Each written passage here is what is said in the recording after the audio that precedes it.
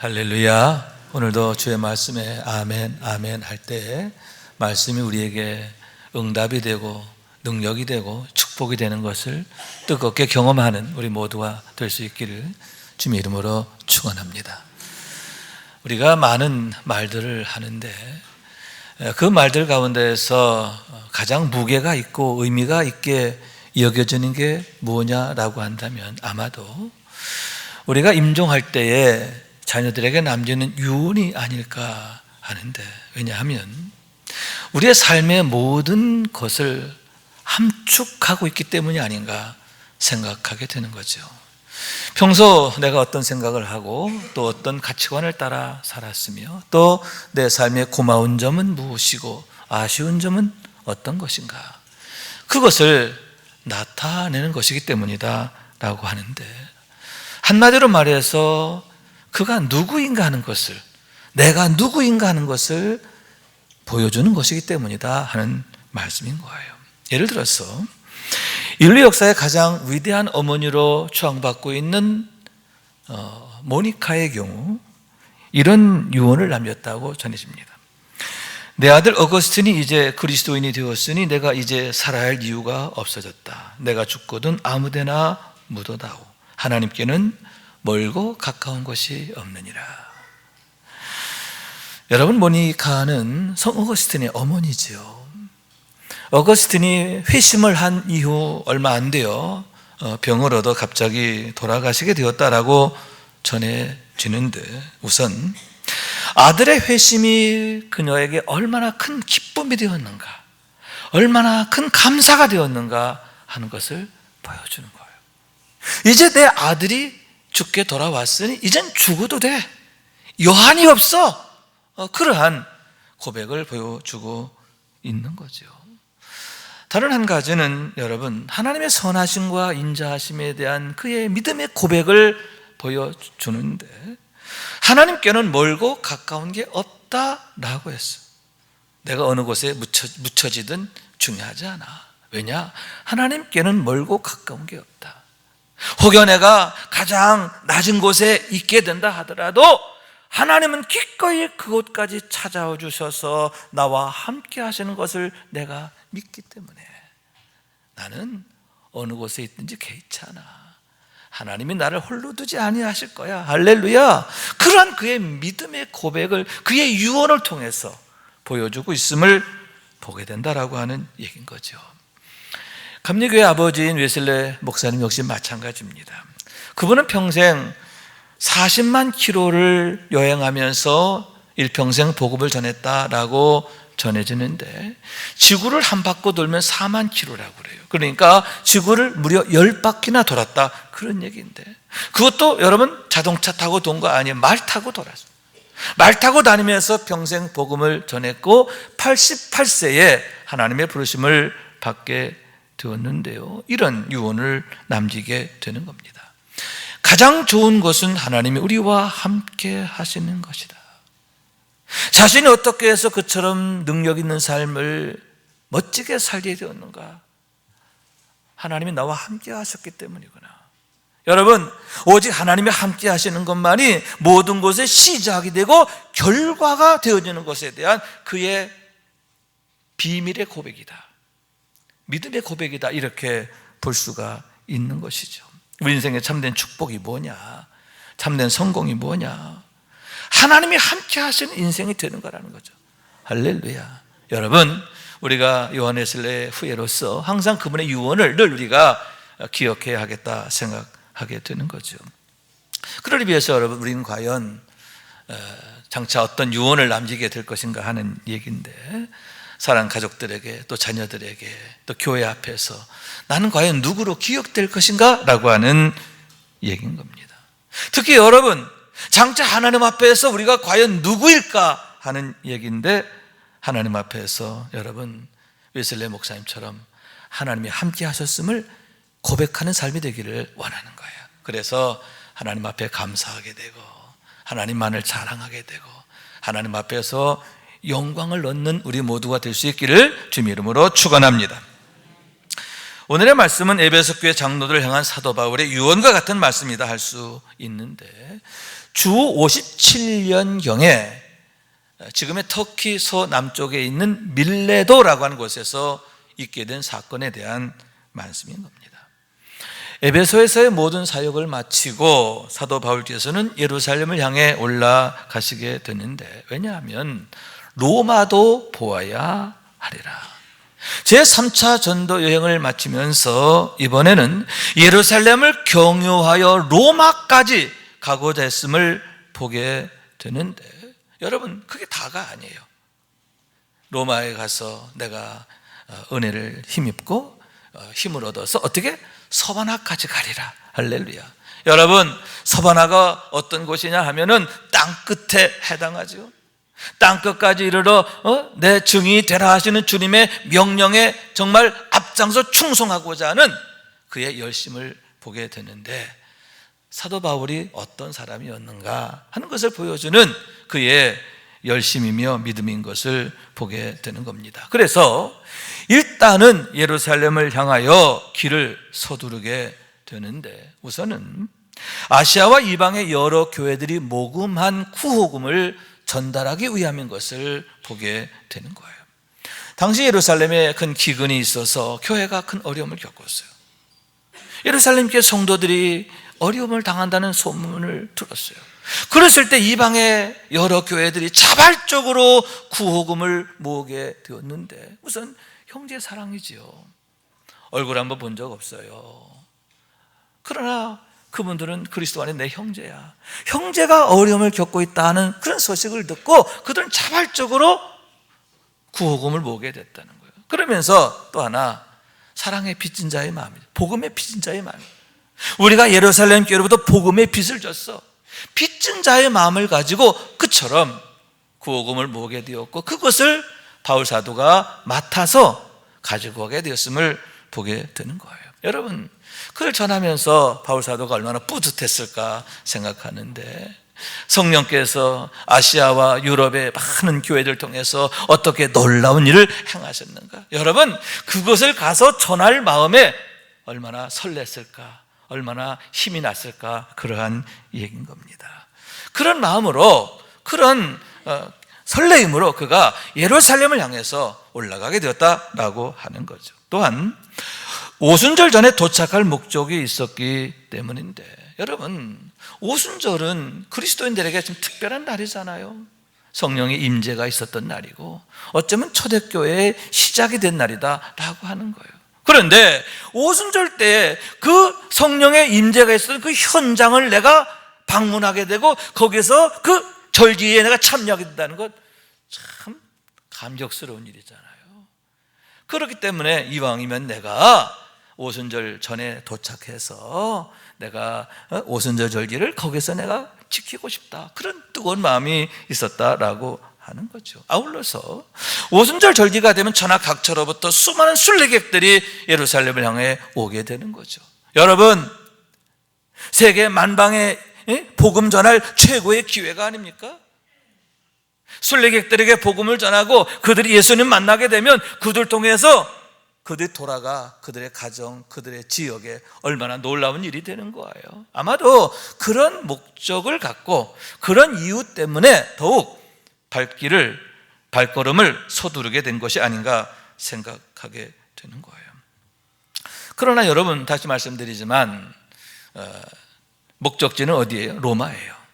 예루살렘은 그냥 들르는 거고 로마로 가고자 했음을 보게 되는데, 로마서 1장 11절에 그 이유가 나와 있음을 보게 되는 거예요. 내가 너희 보기를 간절히 원하는 것은 어떤 신령한 은사를 너에게 나누어 주어 너희를 견고하게 하려 함이니, 이는 곧 내가 너희 가운데서 너희와 나의 믿음으로 말미암아 피차 안위함을 얻으려 함이라. 두 가지 목적이 있었음을 보게 되는데, 첫째는 어떤 신령한 은사를 너에게 나누어 주어서 너희 믿음을 견고하게 하려 함이라. 그들에게 말씀으로 가르치고 또 함께 기도로 돕고, 그래서 어떻게 해요? 그들의 믿음이 자라고 그들에게서 믿음의 열매가 나타나기를 원하는 그러한 소원이 있었기 때문임을 보게 되는 거죠. 여러분, 그렇습니다. 우리의 믿음은 자라야 하는 줄로 믿습니다. 그래서 열매가 돼야 돼요.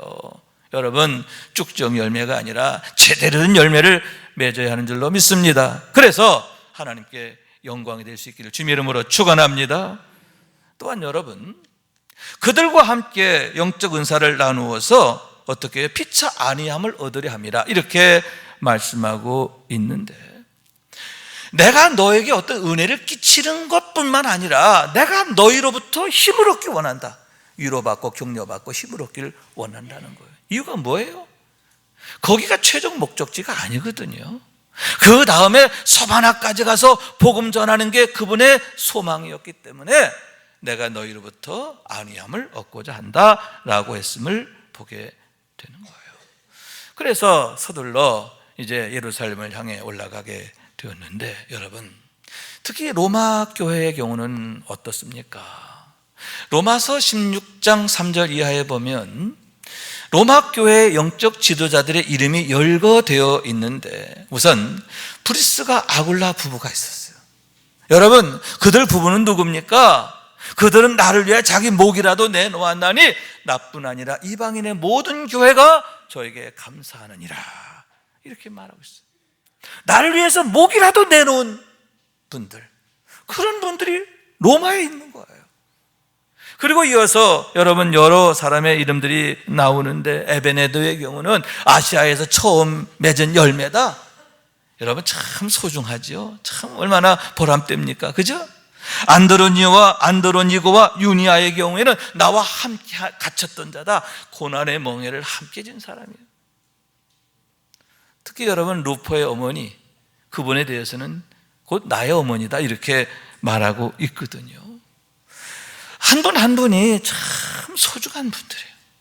사도 바울에게서 영적 스토리가 있는 그런 분들인데, 그러니만큼 얼마나 그들의 이름을 기억하며 생각할 때 마음이 기뻤을까.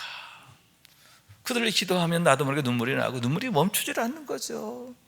그런데 그런 분들을 만나러 가는 거예요. 얼마나 즐거웠을까, 얼마나 설렜을까, 얼마나 기대하게 되었을까, 그의 발걸음이 얼마나 축복되었을까 하는 얘기인 거예요. 여러분, 우리도 역시 늘 그런 좋은 관계가 되었으면 좋겠다 생각해요. 주님과 여러분의 관계가 이런 좋은 관계, 아름다운 관계가 되기를 원해요. 주의 종과 성도들의 관계가 이런 축복의 관계가 되고, 아멘. 속회에서 속도원들과의 관계, 선교회에서 선교회원들과의 관계, 또 가정에서는 부부관계, 부모와 자녀관계, 이런 관계가 이런 축복의 관계가 되기를 원해요. 그래서 서로를 위해서는 기도할 때마다 마음이 뜨거워지고 감사하게 되고, 아멘. 정말 눈물이 멈추지 않는, 너무 감사해서 생각하면 생각해서 너무 감사한 거야, 너무 사랑하는 거야. 그래서 늘 거룩한 눈물이 멈추지 않는 그런 축복된 관계를 이루게 되시기를 주님의 이름으로 축원합니다. 자, 그렇게 해서 여러분 이제 바울 사도께서 드로아를 떠나 이제 밀레도까지 내려가게 되셨음을 보게 되는데, 드로아라고 하는 것은 사도 바울께서 제2차 전도 여행 때 환상을 보았던 것이죠. 마케도냐 사람 하나가 서서 여기로 와서 우리를 도와주시오 하는 그런 환상을 보고, 아하, 이것은 성령께서 나로 하여금 마케도냐로 가서 복음 전하라 하시는구나. 성령의 인도하심으로 알고 배를 타고 거기로 가서 복음 전하게 되는데, 그로 인해서 어떻게 돼요? 마케도니아와 아가야 지방에 복음의 문이 열리게 되었음을 보게 되는 거죠. 자, 그런데 이제는 정반대로 가는 거예요.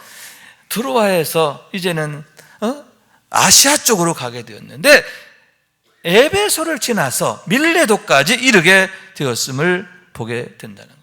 다시 말해서 참으로 아쉽게도 에베소를 그냥 지나쳐 가게 되었는데, 그만큼 예루살렘으로 가는 일정이 촉박했음을 보게 되는 거죠. 그러나 여러분, 에베소 교회는 어떤 교회입니까? 바울에게서 남다른 교회죠. 사도 바울은 어느 교회 한 곳에서 오래 머물지 않았어요. 고린도 교회 같은 경우 1년 반을 머물렀어요. 그게 가장 오래된 거예요. 그러나 에베소에서는 무려 3년 동안을 머물며 복음을 전하게 되는 거예요. 그러니만큼 여러분, 그 교회에 대한 마음이 얼마나 각별했을까요? 무려 3년 동안을 머물면서 그들을 이제 섬기고 양육하게 되었는데, 그때 당신의 사역에 대해서 이렇게 말을 합니다. 곧 모든 겸손과 눈물이며 유대인의 간계로 말미암아 당한 시험을 참고 주를 섬긴 것이라. 얼마나 마음을 다하고 열심을 다하게 되었는가 하는데, 그러니만큼 얼마나 사랑했을까. 부득이하게 에베소 교회는 들을 수가 없었어요. 지나치게 되었지만 그냥 지나칠 수는 없었다라고 하는 거예요. 특히 여러분, 그 교회 장로님들의 경우는 어떠합니까? 그게 장로들이 있던 상황이 아니었어요. 바울에 의해서 개척되어지고 키워지고 세워져서 장로님들이 됐잖아요. 그러니만큼 특히 그분들은 더더욱 스토리가 많아요. 더욱 그분들 생각하면 마음이 뜨거워지는 거죠. 그런데다가 여러분, 사도 바울께서 에베소 교회를 떠날 때 교회가 큰 어려움을 겪었어요. 왜냐하면 데메드리오라고 하는 자가 소동을 일으켜서 교회를 박해하게 되었기 때문인데, 그는 우상을 만들어 파는 장사꾼이에요. 그런데 에베소에서 복음의 능력이 강력하게 나타나게 되니까 어떻게 돼요? 많은 사람이 우상을 버리고 주께 돌아오는 거예요. 우상을 내버리는 거예요. 불태워버리는 거예요. 장사가 안 돼. 그러니까 여러분, 이 디미드리오가 사람들 선동해가지고 바울을 대적하게 되고 교회를 핍박하게 되고, 그런 와중에 교회를 떠나게 되었거든요. 그러고 나서 이제 1년 후가 된 거예요. 그러나 여러분, 에베소를 떠나서 마케도니아로 갔다가 헬라로 갔다가 다시 이제 돌고 돌아 밀레도까지 오게 되었는데, 여러분, 그렇지만 바울의 마음속에는 한순간도 에베소 교회가 떠나지 않는 거죠. 어느 곳에 있든지 안테나를 거기 세우고, 그 교회가 과연 어떻게 되었을까, 그 교회가 과연 괜찮을까 염려하고 걱정하고 늘 중보하고 기도하게 되었음을 생각하게 되는데, 여러분, 들려오는 소식마다 너무 감사한 거예요. 왜냐하면 교회 장로들이 딱 중심이 돼가지고 교회가 더욱 하나 되고 더욱 단단히 뭉쳐가지고 온갖 시험을 이기고 어려움을 이기고, 할렐루야. 그래가면서 더욱 부흥한다, 그런 소식을 들었을 때 얼마나 감사했을까. 그래서 여러분, 에베소 교회는 들을 수 없었지만 밀레도에 이르러 그가 사람을 보내어 그 교회 장로들을 청하여 오게 했음을 보게 되는 거죠. 여러분, 그렇게 사랑하는 장로님들 1년 만에 제외하게 되었을 때 얼마나 반가웠을까요? 아마도 서로 부득이하고 막 울었을 것이 아닌가 생각하게 됐는데, 얼마나 감사하게 되고 얼마나 기뻐하게 되었는가 하는 얘기인 거죠. 저는 이 말씀 생각하면서, 그러면 우리는 주님 앞에서 누구일까 생각하게 되는데, 왜냐하면 주님의 열심 역시 마찬가지일 거기 때문이죠. 우리가 믿음으로 세워지기를 얼마나 원하시겠어요. 할렐루야. 아울러서 우리가 여러 가지 시험을 만나고 어려움을 만나게 되지만 그 가운데에서 믿음으로 인내하게 될 때 얼마나 고마워하실까, 얼마나 대견스러워하실까 생각하게 되는 거죠. 여러분, 밀레도에서 다시 만나게 된 에베소 교회 장로님들처럼, 여러분, 우리가 장차 주님 만날 그때에 이렇게 주님 앞에 기쁨이 되기를 원합니다. 칭찬이 되기를 원합니다. 그런 축복의 문을 열어가는, 축복된 그런 영광을 위해서 더욱 믿음으로 승리하는 우리 모두가 될 수 있기를 주님의 이름으로 축원합니다. 또한 여러분, 그 교회 장로님들을 청한 이유가 있어요. 첫 번째로는 그와 같이 그들을 사랑해서 제외하고자 하는, 만나고 싶은 마음이 또 하나 더 중요한 게 있는데, 그건 뭐냐?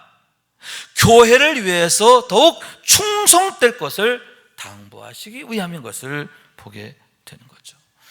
왜냐하면 여러분, 교회는 하나님께서 자기 피로 사신 교회다, 이렇게 말씀하고 있는데, 여기서 자기 피란 독생자 예수님을 말하는 거죠.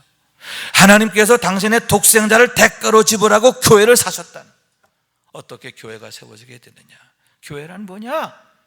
하나님이 독생자를 대가로 지불하고 세우신 것이다, 그런 얘기죠. 그러니만큼 얼마나 소중히 여기시고 사랑하실까 하는데, 하나님의 눈과 마음이 한시도 교회를 떠나지 못하시는 이유가 거기 있는 거예요. 혹여 불면 날아갈세라 쥐면 터질세라 얼마나 아끼고 사랑하실까 하는 얘기인 거예요. 그러니만큼 여러분, 그런 교회가 어려움을 겪고 있다 할 때 얼마나 속상하시겠어요? 얼마나 걱정하시겠어요? 얼마나 안타까우시겠어요? 여러분, 그런 마음이 있었기 때문에 바울이 이렇게 에베소 교회 장로들 청하게 됐다라고 하는 거죠. 다시 말해서 여러분, 29절의 말씀입니다. 내가 떠난 후에 사나운 이리가 여러분에게 들어와서 그 양떼를 아끼지 아니하며, 이제 곧 너희에게 사나운 이리가 들어올 거라는 거예요. 여기서 이리가 뭐냐 하면 이단들을 말하고 거짓 선지자들을 말하는 거예요. 그러한 일들은 당시 고린도 교회를 비롯해서 많은 교회들에게 공통적으로 나타난 상황들인데, 이제 곧 에베소 교회에도 그런 일들이 닥칠 것인데, 그것을 걱정하며 염려하면서 뭐예요? 장로님들을 더욱 격려하기 위해서, 이제 곧 너희에게도 그런 시험이 올 거야, 어려움이 올 거야, 그러니까 더욱 일깨워서 성도들을 잘 보듬고 지켜라, 아멘. 교회를 당부하시려고 그처럼 그들을 청하게 되었음을 보게 되는 거예요. 그래서 이렇게 말씀하십니다. 그러므로 일깨어 내가 3년이나 밤낮 쉬지 않고 눈물로 각 사람을 훈계했던 것을 기억하라. 따라해, 나를 기억하라. 내가 지난 3년 동안 너희들을 어떻게 섬겼는지, 어떤 눈물로, 어떤 사랑으로 했는지 기억해라. 나를 본받으라. 이렇게 말씀하고 있는 거예요. 여러분, 우리가 늘 믿음의 선진들을 본받아야 할 줄로 믿습니다. 그들의 믿음을 본받고요, 그들의 충성됨을 본받고요, 또 그들의 사랑을 본받아야 할 줄로 믿습니다. 그런데 그러면서 뭘 일깨어 이렇게 말했거든요. 일깨어란 말은 정신 차리라는 거예요. 정신 똑바로 차리라는 거예요. 정신 똑바로 차리고 항상 시험 들지 않도록, 교회가 흔들리지 않도록 늘 주의해야 된다, 엄히 당부하고 있음을 보게 되는 거예요. 그러면서 또 한 가지, 지금 내가 여러분을 주와 및 그 은혜의 말씀에 부탁하노니, 이렇게 말씀하고 있는데, 내가 너희를 주께 부탁하고 말씀에 부탁한다, 이렇게 말씀하고 있는 거예요. 언뜻 생각하면 이것은 내가 너희를 중보한다, 이런 의미처럼 들리지만, 그러나 더 중요한 이유가 뭐냐, 내가 더욱 주를 붙잡아야 하고 말씀을 붙잡아야 한다, 그런 의미인 거예요. 할렐루야. 따라, 더욱 주를 붙잡고 말씀을 붙잡으라. 아멘. 왜냐하면 여러분, 오직 주님만이 능력이시기 때문인 줄로 믿습니다. 말씀만이 능력이시기 때문인 줄로 믿습니다. 그래서 주님 이렇게 말씀하셨습니다. 누구든지 나의 이 말을 듣고 행하는 자는 그 집을 반석 위에 지은 지혜로운 사람 같으리니, 비가 내리고 장수가 나고 바람 불어 그 집이 부딪히되 무너지지 아니하나니, 이는 주초를 반석 위에 놓은 까닭이니라. 아멘.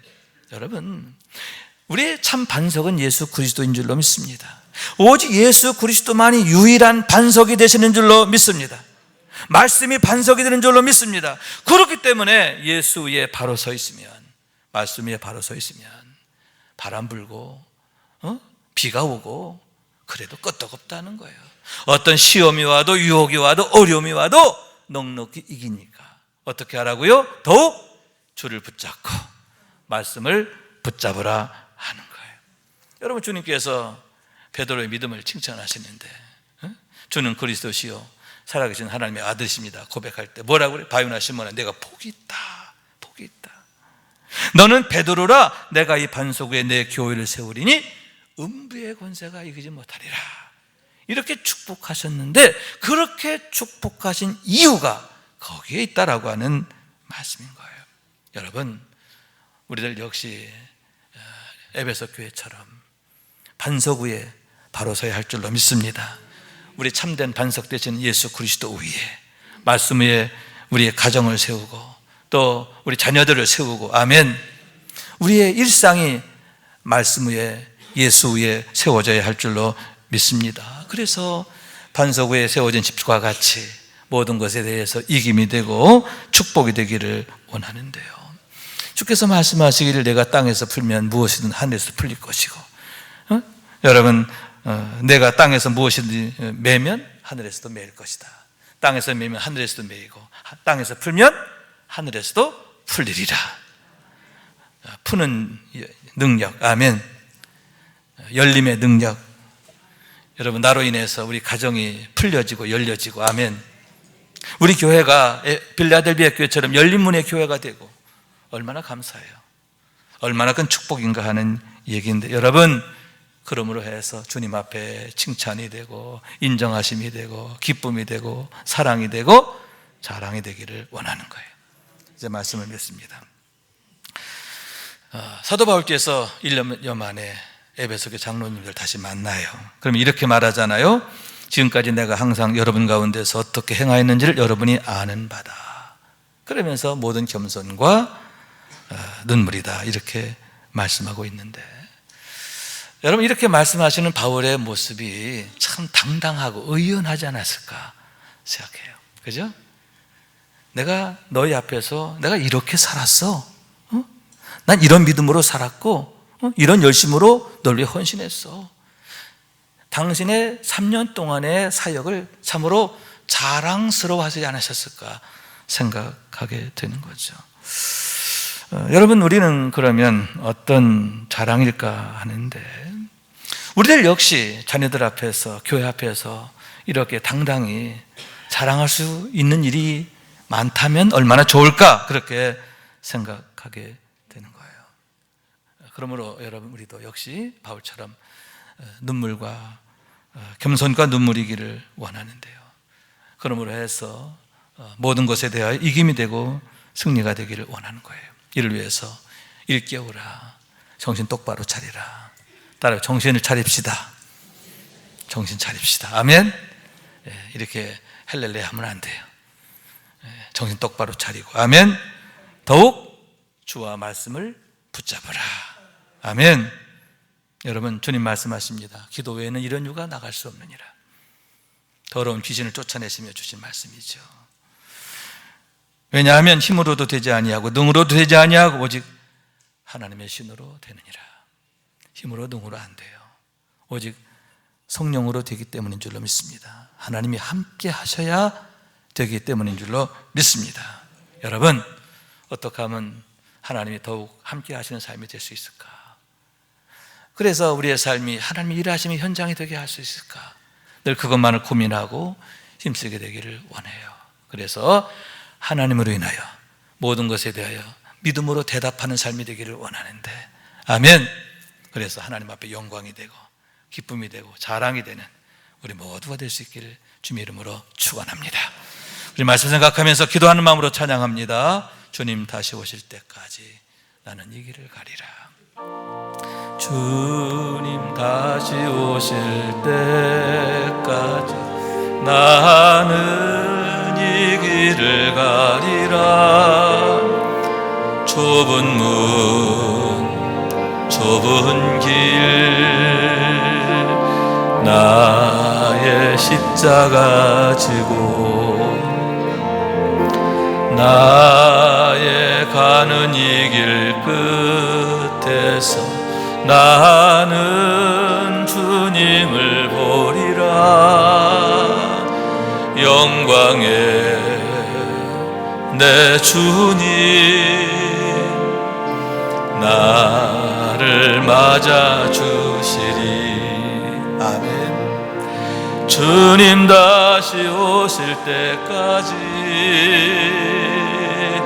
나는 일어나 달려가리라. 주의 영광 온 땅 덮을 때 나는 일어나 노래하리. 내 사모하는 주님 온 세상 구주시라. 내 사모하는 주님 영광의 주님 다시 오실 때까지, 주님 다시 오실 때까지 나는 일어나 달려가리라. 주의 영광 온 땅 덮을 때 나는 일어나 노래하리. 내 사모하는 주님 온 세상 구주시라. 내 사모하는 주님 영광의 왕이시라. 아멘, 아멘. 나는 일어나 달려가리라. 아멘. 우물쭈물하고 그런 거 아니라 어떻게 달려가리라. 달려가는 믿음, 달려가는 충성. 아멘. 그래서 장차 주님 영광 온 세상 덮을 그때 나는 일어나 노래하리라. 하나님 앞에 환호성을 올리며 나갈 수 있는 우리가 되기를 원하는데요, 이를 더욱 우리가 성령으로 충만하시길 주님의 이름으로 축원합니다.